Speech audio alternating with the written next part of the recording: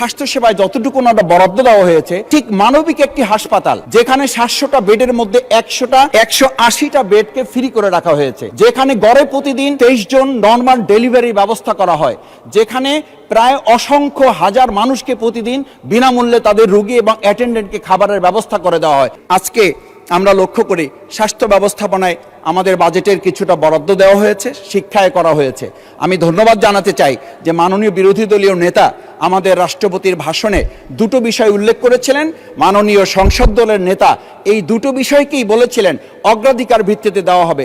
দেওয়া হয়েছে ঠিকই, কিন্তু আমি একই সাথে লক্ষ্য করছি যে স্বাস্থ্যসেবায় যতটুকু বরাদ্দ দেওয়া হয়েছে ঠিক মানবিক একটি হাসপাতাল যেখানে 700টা বেডের মধ্যে 180টা বেডকে ফ্রি করে রাখা হয়েছে, যেখানে গড়ে প্রতিদিন 23 জন নর্মাল ডেলিভারি ব্যবস্থা করা হয়, যেখানে প্রায় অসংখ্য হাজার মানুষকে প্রতিদিন বিনামূল্যে তাদের রোগী এবং অ্যাটেন্ডেন্টকে খাবারের ব্যবস্থা করে দেওয়া হয়। এরকম একটা হাসপাতালকে শুধু 6 জন শিশু মারা যাওয়াটা নিঃসন্দেহে দুর্ভাগ্যজনক, তার লাইসেন্স বাতিল করে দেওয়া হলো।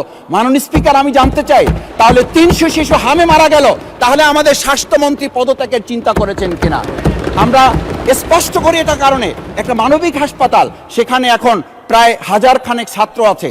আমরা অত্যন্ত দুর্ভাগ্যবশত লক্ষ্য করছি যেখানে বহির্বিশ্বের সাথে আমাদের সম্পর্কের এটা একটা মাধ্যম, সেখানে প্রায় 247 জন বিদেশি ছাত্রছাত্রী শিক্ষার্থীরা আছেন, তারা দাঁড়ে দাঁড়ে ঘুরছেন। এটা বাংলাদেশের সম্পর্কে ধারণা ভালো হচ্ছে না, বিদেশে আমাদের সম্পর্কে মেসেজ ভালো যাচ্ছে না, এমনকি তারা দেখা করার সুযোগ পর্যন্ত পাচ্ছে না। সচিব মহোদয় সুযোগ দিচ্ছেন না, ডিজি মহোদয়ের কাছে সুযোগ পাওয়া যাচ্ছে না, স্বাস্থ্যমন্ত্রী সুযোগ দিচ্ছে না। এই শিক্ষার্থীদের কোথায় গিয়ে তারা দাঁড়াবে, সেই জায়গাগুলো আমাদের নির্ধারণ করা উচিত। আমরা শিক্ষার ব্যাপারে বলেছি, শিক্ষা আমরা অগ্রাধিকার নির্ধারণ করেছি। কি নির্ধারণ করেছি? শিক্ষায় আমরা যেটা নির্ধারণ করেছি 511 কোটি টাকা নির্ধারিত থাকা উচিত সেখানে আমাদের নিয়মিত এই সমস্ত ব্যয় বরাদ্দ নির্ধারণ করার জন্য। কিন্তু আমরা লক্ষ্য করছি এই সরকারের কাছে এখন সেখানে মাত্র 86 কোটি টাকা থাকার কারণে তারা নিয়মিত বেতন পর্যন্ত পরিশোধ করার সুযোগ পাচ্ছেন না। তাহলে আমরা অগ্রাধিকার ভিত্তিতে এগিয়ে যাচ্ছি নাকি আমরা চিংড়ি মাছের মতো লাভ দিচ্ছি কিন্তু পিছনের দিকে যাচ্ছে? মাননীয় স্পিকার, সেটা আমাদেরকে ভাবতে হবে। সেই জায়গাটা আমরা শিক্ষামন্ত্রী মহোদয়ের দৃষ্টি আকর্ষণ করি, উনি নাই। উনি বলেছিলেন আমরা মাননীয় প্রধানমন্ত্রীর কাছে 5% কথা বলেছি, 5% কথা বলেছি। উনি আমাদেরকে 3% আশ্বস্ত করেছেন, আমরা এইবার হয়তো 2% পাবো।